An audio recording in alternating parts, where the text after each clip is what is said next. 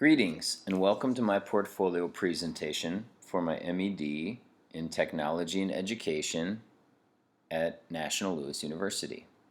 I'm Glenn Jacobson. This first page, which I titled my greeting, is clear and simple to suit the theme of the site and the portfolio.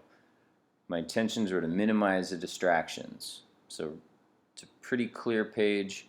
I do have icons that will allow them to contact me, see what I'm interested in or doing on social media, and also my YouTube playlist.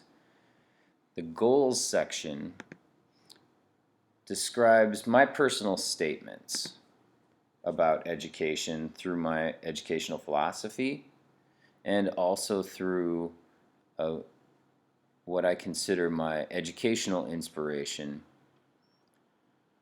and the reflection which accompanies it. I feel very strongly about this life in abundance piece. It's definitely something that I can refer to and helps drive me through my teaching. The growth page, I feel, is definitely one of the most important. It is really the connection of the coursework to the standards, and then the connection of those standards to what I do now in the classroom and at school without even a second thought. Keeps me open-minded and keeps me hungry for new applications and possibilities for the implementation of technology. I've included my matrix of the standards and the rationale, and then at my colleague's request, after a review, I upgraded the matrix to include additional explanations. She said that she didn't necessarily get it, or that it wasn't as telling as it could be. So what I've done is used ThingLink to add balloons to each of the standards, which then further explains the standards, and then similarly I've done that for the X's, providing an explanation for why those benchmarks suit that standard. The artifacts page is where I've put all of the things that I've created throughout the program. Not necessarily all of them, but ones that I felt were extremely important and often benchmark assignments. I've done this in a live binder because I feel it's more of a working document. This is something that I can refer to, use, add to, and continue to use to further my own professional development. So I've included a lot of sites and assignments and documents that I've used and created in classes and for classes. I've also created additional tabs for things that I've created for school to teach with outside of my master's program. This is also a live binder within a live binder that I've used for a public speaking engagement to discuss project-based learning.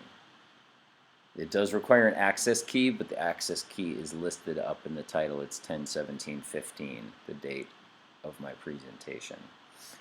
In my professional library, you will find that I've included an annotated bibliography for really the entire program.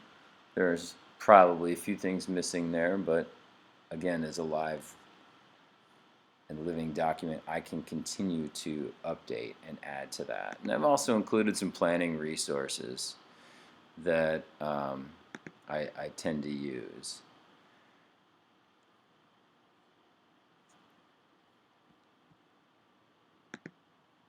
Going back, I'll move on to the last part, which I titled my projection. And really my projection is what's going on in the future. I feel really fortunate to be at my current school. This is work of my current students, and that is a location of my current school. At, at Thrive, I'm very proud to say that we are using blended learning through online learning programs. We're strong in project-based learning and design. We really take on the builder-maker approach. And there's a large social emotional component through responsive classroom that really helps us connect to who the students are. It gives us an opportunity for a lot of PD, and our administration is really ambitious about trying new things out and taking risks. I definitely believe in the future that there will be more grad classes on my schedule and potentially more degrees. And I'd really like to find something to complement what I've done in this TIE program. But really nothing is more important to me than the students that I see.